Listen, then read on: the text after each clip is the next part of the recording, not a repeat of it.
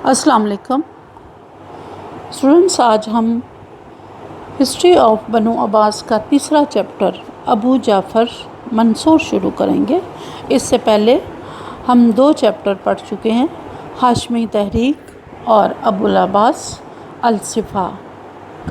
अबू जाफ़र मंसूर का जो क्वेश्चन आज हम पढ़ेंगे वो अबू जाफ़र मंसूर की इब्तदाई मुश्किलात का जायज़ा लीजिए और उसकी इब्तदाई मुश्किलात के साथ साथ हम अबू जाफ़र मंसूर जो कि बनु अब्बास का दूसरा खलीफा था उसके हालात ज़िंदगी और उसे खिलाफत कैसे मिली उसका भी ज़िक्र इस लेक्चर में करेंगे।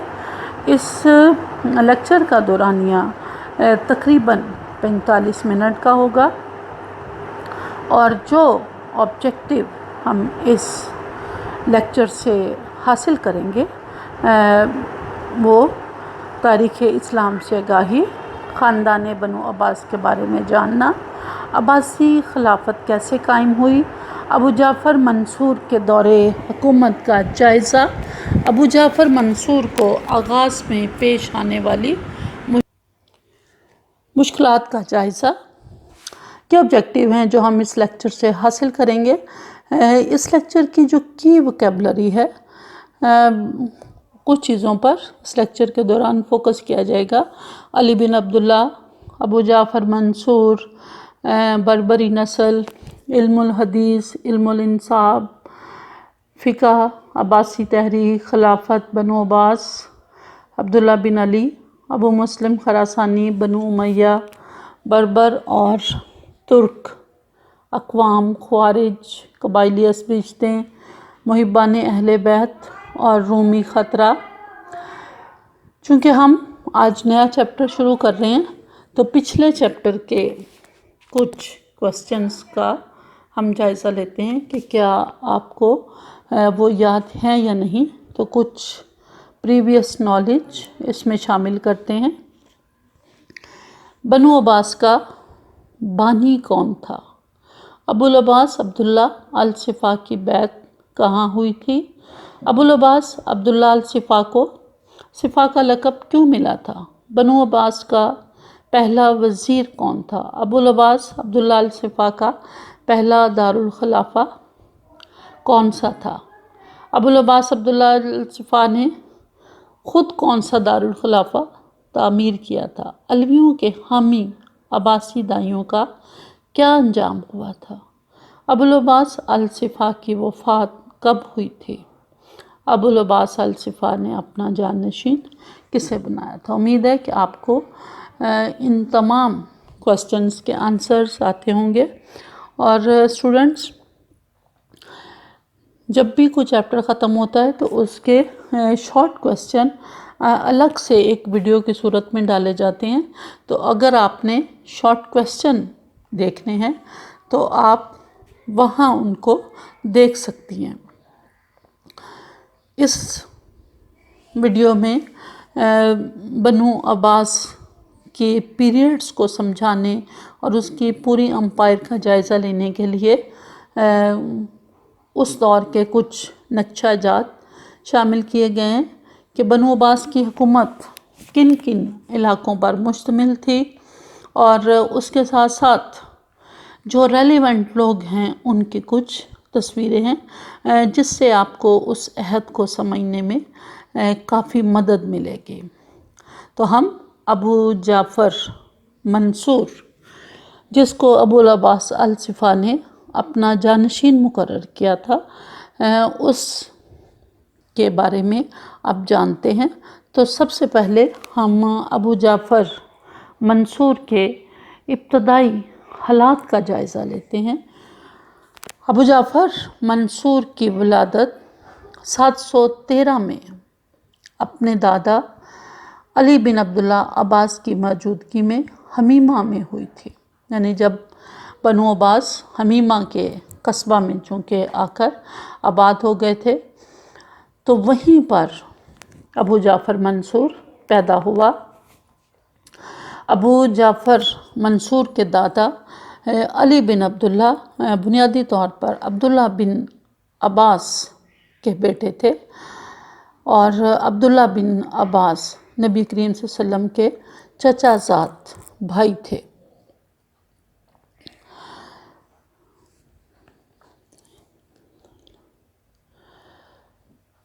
ابو جعفر اس کی کنیت تھی اور منصور لقب تھا۔ اس کی ماں کا نام سلامہ تھا جو ایک لونڈی تھی، اور ظاہر تو وہ لونڈی تھی لیکن وہ بہت ہی عابدہ اور زاہدہ خاتون تھی، یعنی ایک نیک خاتون تھی۔ اس کے ساتھ ساتھ چونکہ ابو جعفر منصور کا خاندان ہاشم کا ایک حصہ تھا جو آغاز ہی سے اپنے علم و فضل میں، اپنی نیکی اور شرافت میں پورے عرب میں مشہور تھے، لہٰذا اس کی کچھ حصہ ابو جعفر منصور کو بھی ملا، اور اسے بہت ہی ایک اچھا ماحول ملا جو پڑھنے لکھنے کے لیے بہت موزوں تھا، اور اس کو خود بھی پڑھنے لکھنے کا بہت شوق تھا۔ عام بچوں کی نسبت یہ کھیل کود کی بجائے پڑھنے میں زیادہ دلچسپی لیتا تھا، تو اس کے والد نے اس کی اس دلچسپی کو دیکھتے ہوئے اس کی تعلیم کا خصوصی بندوبست کیا، اور اس نے بہت شروع میں علم الحدیث یعنی حدیث کا علم، علم الانصاب، نسب نامے کے علم کو علم الانصاب کہا جاتا ہے،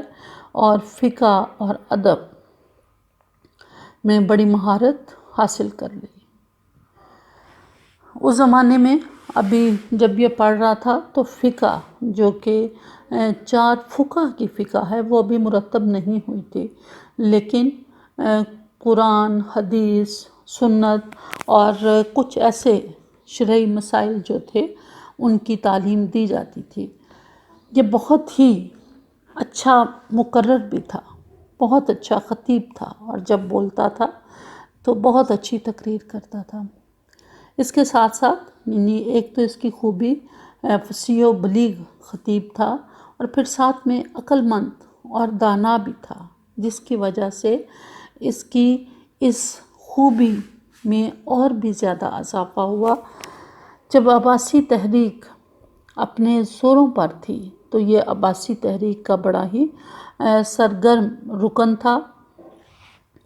جب عباسی خاندان کو حکومت ملی اور الصفا پہلا خلیفہ بنا تو اس نے اپنے اس بھائی کو جزیرہ آذربائیجان اور آرمینیا کی حکومت دی، یعنی وہاں کا اس کو گورنر بنایا، اور پھر جتنے بھی بڑے فیصلے ابو العباس الصفا کرتا تھا یہ ان تمام فیصلوں میں شریک ہوتا تھا۔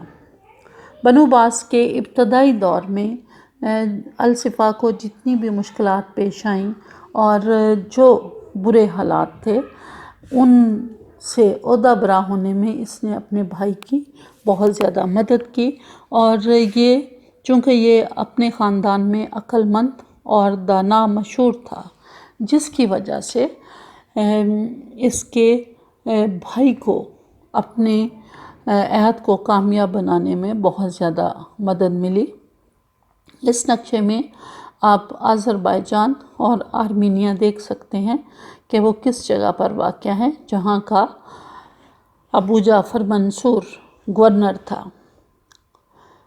چونکہ الصفا نے اسے اپنی زندگی میں ہی اپنا جانشین بنا دیا تھا، لہٰذا اس کی موت کے بعد خلافت اس کو ملی۔ پچھلے لیکچر میں ہم نے پڑھا تھا کہ الصفا نے اس کو امیر حج بنا کر بھیجا تھا۔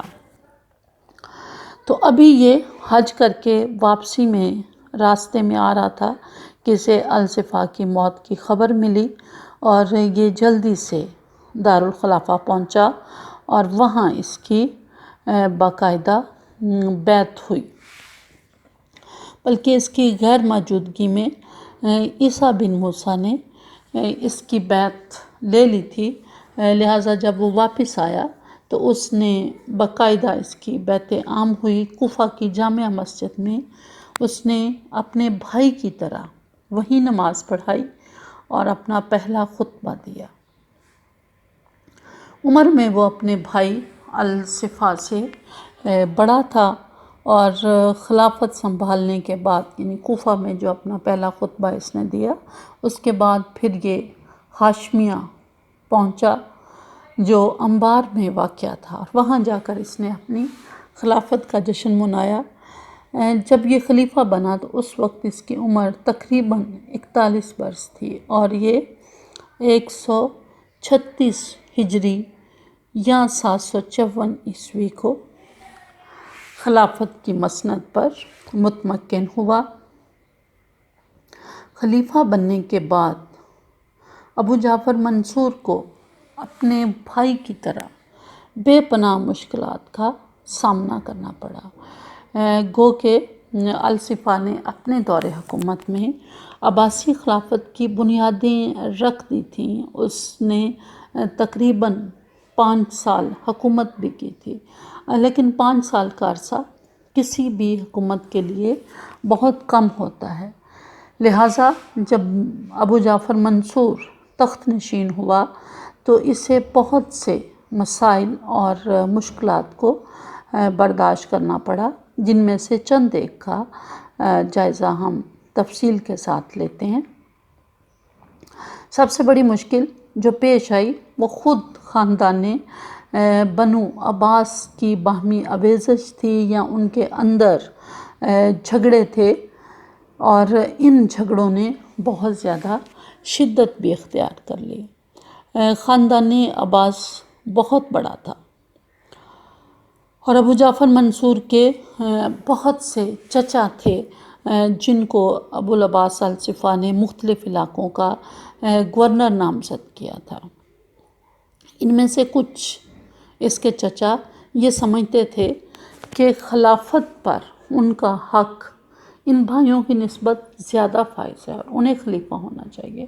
ان میں سے ان کا جو سب سے ہونہار چچا عبداللہ بن علی تھا، وہ شام کا بہت عرصے سے حاکم چلا آ رہا تھا۔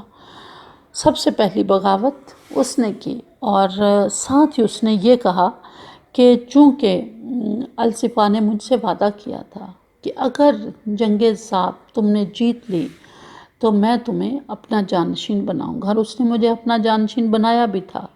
تو وہ گواہی کے لیے اپنے کچھ حامیوں کو لے کر آیا، اور خود عبداللہ بن علی کا ایک بھائی عبدالصمد باقاعدہ اس کی حمایت میں اٹھ کھڑا ہوا۔ اس طرح خاندان کے اندر پھوٹ پڑی۔ گو کہ بعد میں اس نے عبداللہ بن علی کی بغاوت کو ختم کیا، لیکن اس سے خاندان عباس وقتی طور پر کمزور ہو گیا، اور اس کے جن بھائیوں نے بغاوت نہیں کی تھی وہ بھی کافی پریشان تھے، اور ان کی وفاداریاں بھی ایک وقت ایسا آیا کہ ابو جعفر منصور کو مشکوک نظر آنے لگیں۔ عبداللہ بن علی کے علاوہ اور ایک شخص جو ابو جعفر منصور کے لیے بہت بڑا مسئلہ تھا، یا جس کو ابو جعفر منصور بہت آغاز سے ہی اپنے لیے ایک مسئلہ تصور کرتا تھا، وہ تھا ابو مسلم خراسانی۔ ابو جعفر منصور شروع سے ہی ابو مسلم خراسانی کو پسند نہیں کرتا تھا۔ ابو مسلم خراسانی وہ شخص تھا جس نے عباسی خلافت کو ممکن کیا تھا، جس کی وجہ سے اس کے اندر کچھ غرور و تکبر بھی پیدا ہو گیا تھا۔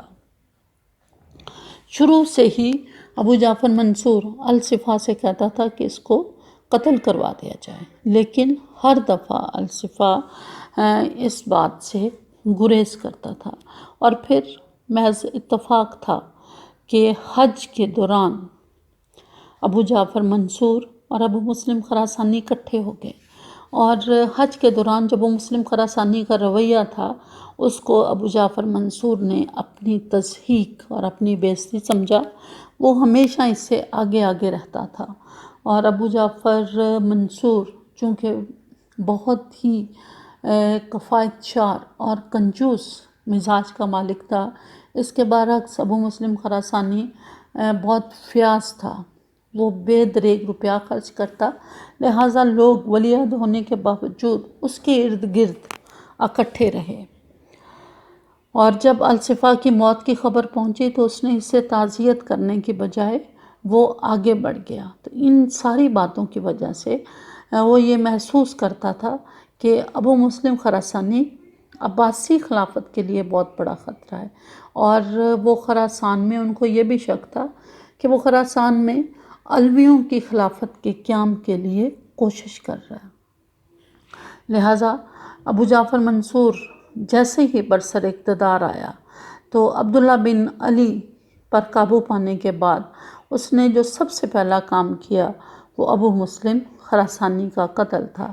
تو یوں ابو مسلم کو اس نے اپنے راستے سے تو ہٹا دیا، لیکن ابو مسلم کے قتل سے ایک بہت بڑا رد عمل پیدا ہوا اور کئی علاقوں میں بے شمار بغاوتوں کا سامنا الصفا کو کرنا پڑا، ابو جعفر منصور کو بغاوتوں کا سامنا کرنا پڑا۔ ابو جعفر منصور کے لیے ایک اور مشکل ابھی تک حامیان بنو امیہ تھے۔ بنو امیہ ختم ہو چکے تھے، ان کا خاندان اپنے انجام کو پہنچ چکا تھا، لیکن ابھی بھی کچھ ایسے افراد تھے جو کہ میدان میں موجود تھے اور وہ کوشش کر رہے تھے کہ عباسی خلافت کو ختم کر کے اس کی جگہ پھر سے بنو امیہ کی حکومت قائم کی جائے، اور جزیرہ میں جو بغاوت ہوئی تھی وہ اسی رد عمل کا نتیجہ تھی کہ لوگ دوبارہ سے، خاص طور پر جو عرب تھے، وہ بنو امیہ کو پھر سے حکومت میں دیکھنا چاہتے تھے، کیونکہ وہ محسوس کر رہے تھے کہ بنو عباس کے آنے سے ان کی حکومت ختم ہو گئی ہے اور ایرانی جو ہیں وہ غالب آ چکے ہیں۔ بربروں اور ترکوں کی بغاوتیں بھی ابو جعفر منصور کے لیے ایک بہت بڑا مسئلہ تھی۔ شمالی افریقہ کے بربر جو ایک بہت ہی سرکش قوم تھی اور یہ کسی بھی حکومت کو چین سے نہیں رہنے دیتے تھے، ہر حکومت کے خلاف بغاوت کرتے، اور ترکستان یہ بھی لوگ بہت ہی خودسر تھے۔ بربر اور ترک دونوں بغاوتیں کرنے میں اپنا ثانی نہیں رکھتے تھے۔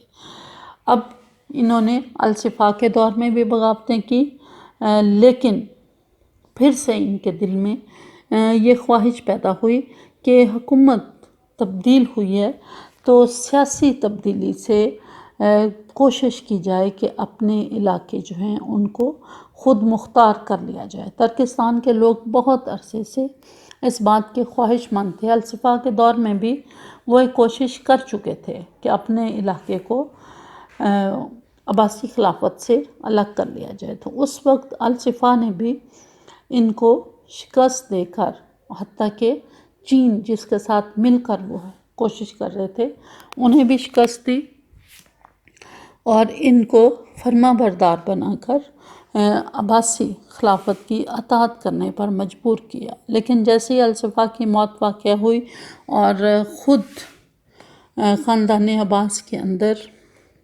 مشکلات اور اختلافات پیدا ہوئے تو ان بربروں اور ترکوں نے پھر سے ایک بار کوشش کی کہ وہ عباسی خلافت سے الگ ہو کر خود مختار ہو جائیں۔ خوارج وہ گروہ تھا جو حضرت علی کی فوج سے الگ ہوا تھا، اور الگ ہونے کے بعد انہوں نے ہر حکومت کے خلاف بغاوت کا علم اٹھا رکھا تھا۔ کوئی ایسی حکومت نہیں تھی بنو امیہ کا، کوئی بھی ایسا خلیفہ نہیں تھا جن کے خلاف خوارج نے بغاوت نہ کی ہو۔ اور جب بنو عباس برسر اقتدار آئے تو انہوں نے پھر سے بغاوت کا علم اٹھا لیا، اور عباسی حکومت کو بھی وہ شرعی حکومت اور جائز حکومت تصور نہیں کرتے تھے۔ ہر وہ حکومت جس کو خوارج درست نہیں سمجھتے تھے اس کے خلاف لڑنا، جہاد کرنا وہ اپنا فرض عین تصور کرتے تھے۔ ان کی زندگیوں کا سب سے بڑا مقصد ہوتا تھا کہ ایک غیر شرعی اور سالم حکومت کے خلاف جدوجہد کی جائے۔ لہٰذا خوارج نے عباسیوں کو بھی تسلیم نہ کیا اور ان کے خلاف مسلسل مزاحمت کی حکمت عملی اختیار کی، یہاں تک کہ خوارج کی سرگرمیاں جو کہ پہلے الصفا کے دور میں ایک بار ختم کی گئی تھی، ابو جعفر منصور کے دور میں دوبارہ سے پھر انہوں نے اپنی سرگرمیوں کا بڑے وسیع پیمانے پر آغاز کر دیا، جو کہ ابو جعفر منصور کے لیے ایک بہت بڑی مشکل تھی۔ ابو جعفر منصور کی ایک اور مشکل محبان اہل بیت بھی تھے۔ ابھی بھی بے شمار ایسے لوگ موجود تھے جن کی یہ بڑی خواہش تھی کہ اہل بیت کو حکومت منتقل کی جائے۔ پیچھے ہم نے بہت دفعہ پڑھا کہ عباسی تحریک کا آغاز بنو ہاشم کے نام پر کیا گیا تھا۔ عباسیوں نے کبھی بھی یہ ظاہر نہیں کیا تھا کہ وہ خود خلافت سنبھالیں گے، تو تمام حامیان اہل بیت، شیعان علی، سب کی ہمدردیاں اور تعاون بنو عباس کو حاصل رہا، لیکن عباسی خلافت کے قیام کے بعد بنو ہاشم اور اہل بیت کے بہت سے حامیوں کی ہمدردیاں عباسی حکومت کے ساتھ نہ رہیں، لہٰذا جب بھی کسی علوی نے بغاوت کی، خاص طور پر جب امام نفس یعنی ابو جعفر منصور کے دور میں بغاوت کی، تو لوگوں کی اکثریت جو تھی وہ بنو امیہ کی طرح بنو عباس کو بھی غاصب سمجھتے ہوئے نفس سکیہ کے ساتھ مل کر عباسیوں کے خلاف اٹھ کھڑی ہوئی، اور اب بہت زیادہ ایک بڑا مسئلہ جو تھا وہ بنو عباس کے لیے بنا رہا۔ ابو جعفر منصور کی ایک اور مشکل رومی خطرہ بھی تھا۔ روم جو ایک بہت بڑی سلطنت تھی اور جس کا کچھ حصہ حضرت عمر کے دور میں فتح ہوا تھا، خاص طور پر شام کا علاقہ، اس کے بعد رومی مسلسل مسلمانوں پر حملہ کرنے کی کوشش ضرور کرتے رہے، اور بنو امیہ کے دور میں بھی رومی مسلسل حملے کر کے کوشش کر رہے تھے کہ اپنا علاقہ واپس لیں۔ الصفا کے دور میں بھی رومیوں نے حملہ کر کے ملتیہ کا شہر جو تھا اسے تباہ و برباد کر دیا تھا، اور الصفا نے اپنی اندرونی کمزوریوں کی وجہ سے رومیوں کے ساتھ صلح کی تھی، لیکن اب پھر سے دوبارہ رومی خطرہ سر پر تھا، لہٰذا رومیوں نے سرحدی علاقوں پر حملوں کا آغاز بھی کر دیا، اور خاص طور پر جب شام میں عبداللہ بن علی نے بغاوت کی اور باہم خود ہی عباسی دست و گریباں ہوئے، تو یہ وقت رومیوں کے لیے بہت ہی اچھا تھا۔ انہوں نے حملہ کیا، لیکن ابو جعفر منصور نے فوری طور پر اس کا سد باب کرنے کی کوشش کی، جس کی وجہ سے رومی اپنی سرحدوں تک محدود رہے۔ مالی مشکلات بھی ابو جعفر منصور کو پیش آئیں۔ اس وقت جب ابو جعفر منصور نے حکومت سنبھالی تو وسائل کی کمی درپیش تھی، اور سب سے بڑی پریشانی ابو جعفر منصور کے لیے یہی تھی کہ حکومتی ذرائع آمدن بہت کم تھے۔ بغاوتوں کی وجہ سے اخراجات بہت زیادہ ہو رہے تھے۔ صفا جو 5 سال حکمران رہا، تو اس دوران اس کا سارا وقت بغاوتوں کو فروغ کرنے میں صرف ہوا، گو کہ اس نے نظم و نسق قائم کیا، کچھ محکموں کی اصلاح کی، اس کو درست کیا، لیکن اس کے باوجود وہ کوئی خاطر خواہ خزانے کو بھر نہیں سکا تھا، جس کی وجہ سے ابو جعفر منصور کو اتنی بڑی سلطنت کا نظام چلانے میں بڑی ہی مشکل کا سامنا کرنا پڑا۔ تو ان تمام مشکلات سے ابو جعفر منصور نہ صرف عہدہ برا ہوا، بلکہ اس نے اپنے 22 سالہ دور حکومت میں جب حکومت کو 22 سالہ دور حکومت کے بعد جب چھوڑا تو خزانہ بھرا ہوا تھا، پورے ملک میں امن و امان قائم ہو چکا تھا، تمام بنو عباس کے دشمن اس نے اپنی اس 22 سالہ دور میں ختم کر دیے اور سلطنت کو وہ استحکام دیا کہ یہ سلطنت پھر اگلے 500 سال تک قائم رہی۔ یہی وجہ تھی کہ ابو جعفر منصور کو بنو عباس کا حقیقی بانی کہا جاتا ہے۔ حقیقی بانی تو اس کا الصفہ تھا، لیکن حقیقی بانی ابو جعفر منصور کو کہا جاتا ہے کیونکہ اس نے تمام مشکلات پر قابو پا کر بنو عباس کی حکومت کو بہت ہی مضبوط کر دیا تھا۔ اور جب اس کا انتقال ہوا تھا تو جو اس نے اپنے جانشین کو وصیت کی تھی، اس میں اس نے لکھا تھا کہ میں نے خزانہ اتنا بھر دیا ہے کہ اگر 10 سال تک خراج کی کوئی رقم نہ آئے تو تمہیں اخراجات کے لیے کوئی مشکل پیش نہیں آئے گی۔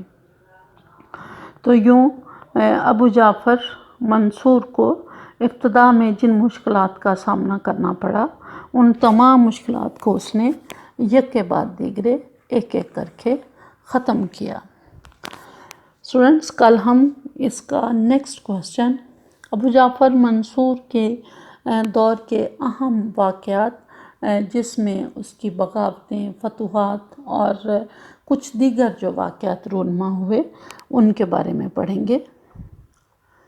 شکریہ۔